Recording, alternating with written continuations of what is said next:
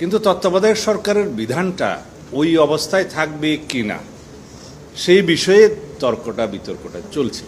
কারণ ওই জাজমেন্টে বলা ছিল যে জুডিশিয়ারিকে এক্সক্লুড করে যেন তত্ত্বাবধায়ক সরকারের গঠন প্রণালীটা বিবেচনা করে জাতীয় সংসদ।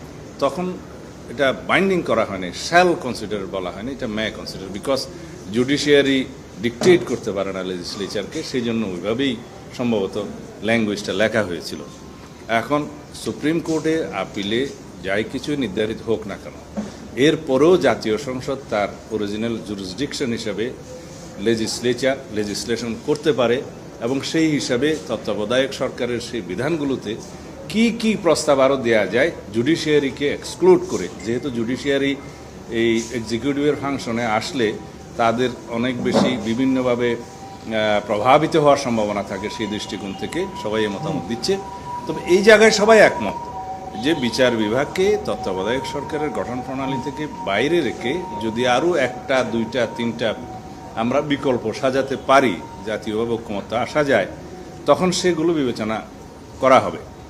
এখানে আমার আরও একটি প্রস্তাব ছিল যে বর্তমান বিধানটা বহাল রাখা যাবে, সেটা বিকল্প হিসাবে 3, 4 অথবা 4, 5, 6 এভাবে যেন আসে। তার আগেরগুলো যদি আমরা এক্সপ্লোর না করতে পারি, যে বিকল্পগুলো হয়তো আমরা এখানে আজকে আলোচনায় আসতে পারিনি, পরে হয়তো সেই বিকল্পগুলো নিয়ে আলোচনা করে এক জায়গায় আসা যাবে। সেরকম অনেক বিকল্প এখানে সাজানো আছে, আমি বিস্তারিত বলবো না যেহেতু এই বিষয়ে তর্ক চলছে এখন। সেই 1, 2, 3 বিকল্প যদি আগে আমরা এক্সপ্লোর না করতে পারি, যদি এখানে সিদ্ধান্তে জাতীয় উপনীত না হতে পারে, তখন যখন তত্ত্বাবধায়ক সরকার গঠনটা শুরু হবে সংসদের মেয়াদ শেষে অথবা সংসদ ভেঙে গেলে, তখন যাতে 1, 2, 3-এর পরে বর্তমান বিধানগুলো ফলোড করা হয়। তার মানে ওটা 4 থেকে শুরু হবে, 5 থেকে শুরু হবে, 6 থেকে শুরু হবে। এবং লাস্টের একটা বিষয় আসছে যে রাষ্ট্রপতির বিধানটা একদম শেষ পর্যায়ে রাখা যায় কিনা।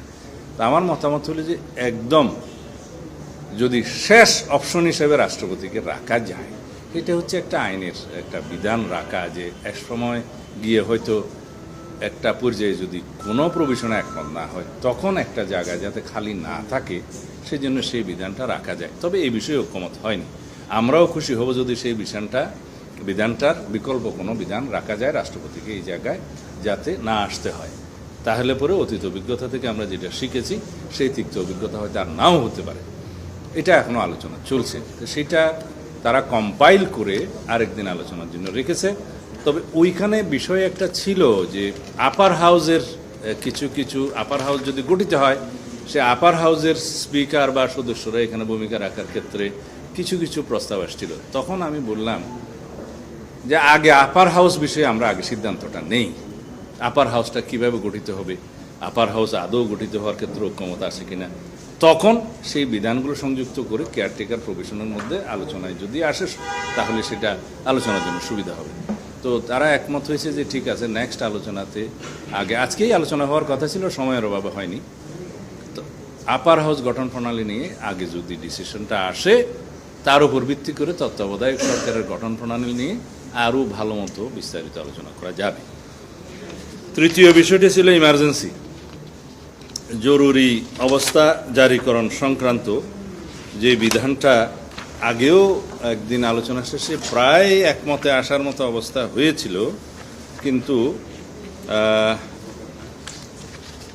সেটা আলোচনাটা ওখানে থেমে যায়। আমি প্রধান বিচারপতি নিয়োগের ক্ষেত্রে একটা কথা বলতে ভুলে গিয়েছি, যদি অ্যালাউ করেন তাহলে বলতে পারি।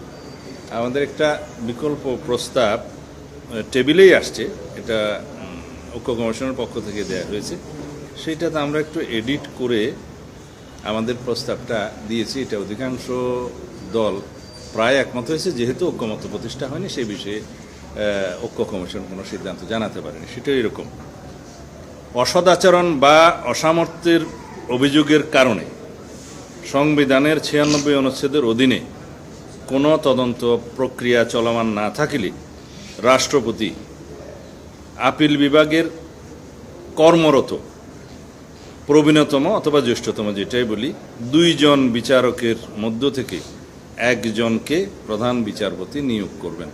এটা একটু সংশোধিত আকারে এই প্রস্তাবটা দেওয়া হয়েছে, যেহেতু সুপ্রিম জুডিশিয়াল কাউন্সিল আপনারা জানেন আর্টিকেল 96-এ কারো বিরুদ্ধে যদি বিভাগীয় ব্যবস্থা বা তদন্ত থাকে, তখন তাদেরকে চিফ জাস্টিসের জন্য গণ্য করা হবে না, এটা উল্লেখ করা।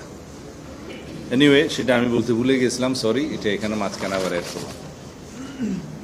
এখন জরুরি বিধান সম্পর্কে যে আলোচনাটা, মোটামুটি একটা আলোচনা শেষ পর্যায়ে এসছে। সেই আলোচনার বিষয়বস্তুগুলো ওনারা সংকলিত করে পরের যে কোনো দিবসে আলোচনার দিন টেবিলে উপস্থাপন করলে ওনারা সেই রিফাইন্ড প্রস্তাবটাতে যদি সবাই একমত হন, সেই দিন আপনাদের কাছে হয়তো বলতে পারবেন যে এই বিষয়ে কিভাবে ঐক্যমত পোষণ করা হলো। আমি জাস্ট আইডিয়া দেওয়ার জন্য, নিশ্চয়ই প্রফেসর আলী রিয়াজ সাহেব আপনাদের সামনে হয়তো এই বিষয়ে কথা বলেছেন, আমি জানি না, বলেছেন না? এখানে জরুরি বিধান সংক্রান্ত, জরুরি আইন জারি করা সংক্রান্ত আর্টিকেল 141 ক সংশোধনের বিষয়ে সবাই একমত হয়েছে এবং জরুরি অবস্থা ঘোষণা যেন রাজনৈতিক হাতিয়ার হিসেবে ব্যবহৃত না হয়, এই বিষয়েও সবাই একমত হয়েছে। এটি ইতিপূর্বে আলোচনা তো সবাই আমরা একমত হয়েছিলাম, কিন্তু কিছু সংশোধনের বিষয়ে অল্প কয়েকটি নীতিগত সিদ্ধান্তের জন্য ওনারা টেবিলে উপস্থাপন করেছিলেন। যেমন আর্টিকেল 41 ক-তে কি কি কারণে জরুরি অবস্থা মধ্যে আছে যুদ্ধ, অভ্যন্তরীণ আক্রমণ এবং অভ্যন্তরীণ গোলযোগ, এই তিনটা মেইনলি আছে। তো দেখা গেছে অভ্যন্তরীণ গোলযোগ সংক্রান্ত যে বিষয়টা, এটা মিসইউজ হয়েছে বিভিন্নভাবে আগে। এই অভ্যন্তরীণ গোলযোগ শব্দ দুইটা প্রত্যাহার করা যায় কিনা সে বিষয়ে ওনারা প্রস্তাব এনেছেন, তা আমরা বলেছি এটা বিলুপ্ত করা।